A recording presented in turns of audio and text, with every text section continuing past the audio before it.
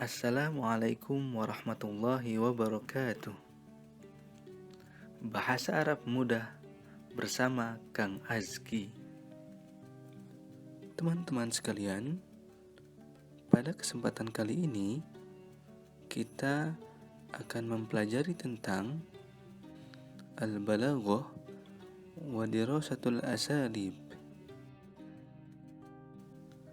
Sebagaimana kita ketahui, buku-buku pelajaran balaghah yang kita temui meliputi 3 bidang kajian ilmu balaghah, yaitu Al-Ma'ani, Al-Bayan, dan Al-Badi'.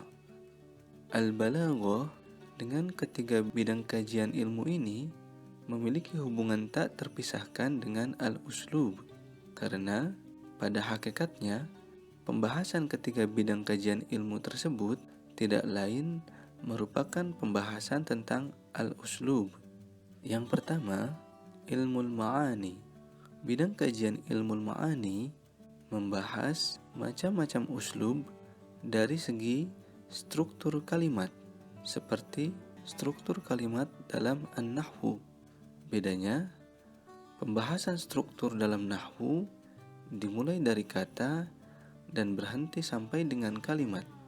Sedangkan pembahasan struktur dalam Ilmul Ma'ani dimulai dari kalimat dan dilanjutkan dengan hubungan antar kalimat, yaitu hubungan konteks satu kalimat dengan kalimat lain yang terletak sebelumnya maupun sesudahnya.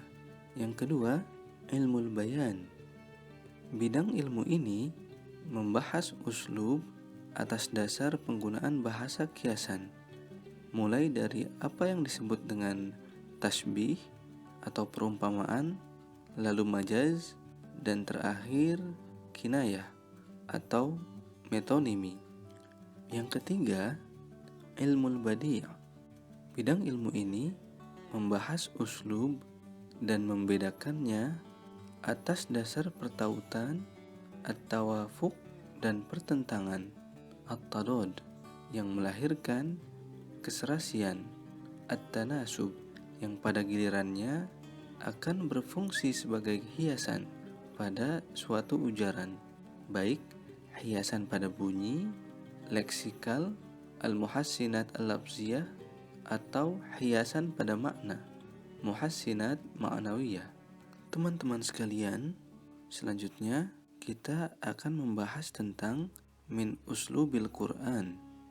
Adapun yang akan kita bahas, yang pertama makna Al-Quran, yang kedua mutakallim, mukhatab, serta sapaan dalam Al-Quran, dan yang ketiga situasi dan kondisi pada saat turun Al-Quran.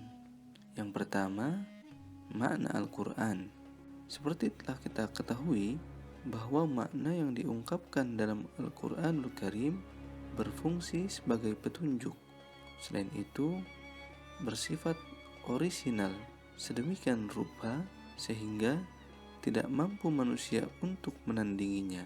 Sehingga itulah yang dinamakan dengan Al-I'jaz.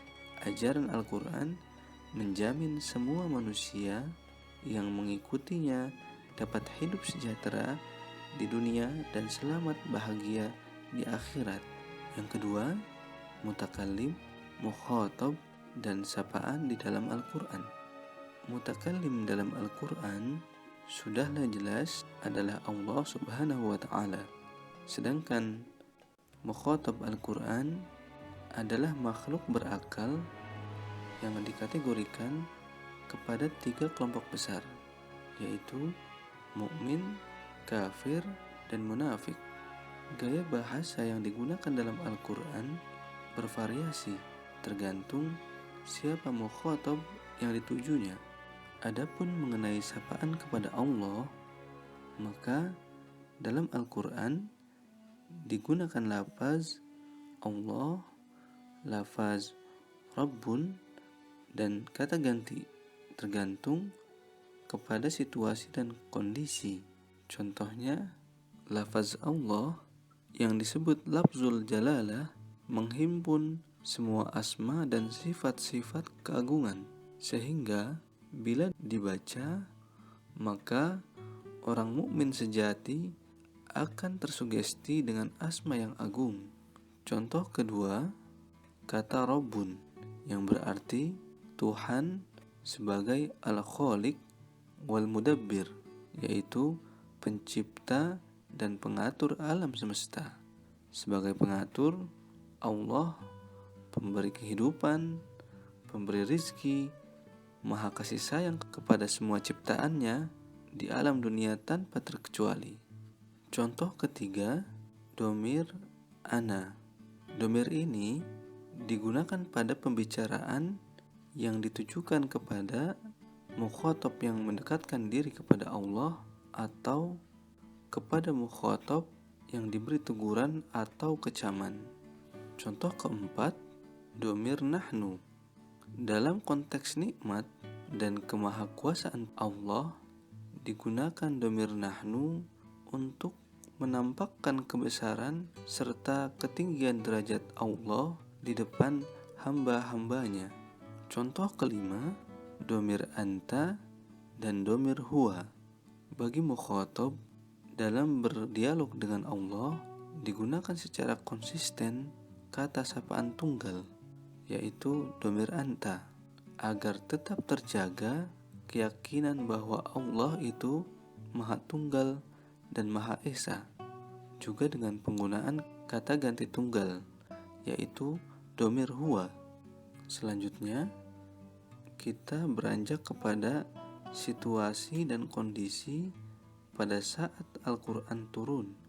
Secara umum, situasi dan kondisi yang melatar belakangi uslub Al-Quran adalah situasi dan kondisi ciptaan Tuhan, terutama yang dapat diindra oleh manusia.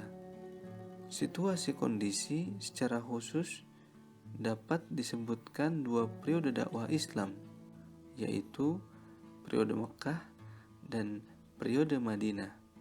Kedua periode ini mempunyai ciri khas masing-masing dalam kehidupan sosial keagamaan dan gaya dakwah Islam, dan ini tercermin dalam uslub Al-Quran pada surat atau ayat-ayat Makkiyah maupun Madaniyah. Teman-teman sekalian, Al-Quran bukan prosa maupun puisi, tetapi Al-Quran adalah Al-Quran. Tidak ada nama lain yang sesuai untuk Al-Quran selain nama Al-Quran. Disebut bukan puisi karena tidak terikat dengan aturan-aturan yang berlaku untuk penyusunan puisi, dan disebut bukan prosa karena ternyata terikat dengan ketentuan-ketentuan khusus yang tidak terdapat dalam prosa, yang membuat Al-Quran bergaya puitis di akhir ayat dan mengandung irama dan rima khusus Al-Quran. Teman-teman sekalian, demikian untuk sesi kali ini. Semoga bermanfaat. Sampai berjumpa pada sesi selanjutnya. Wassalamualaikum warahmatullahi wabarakatuh.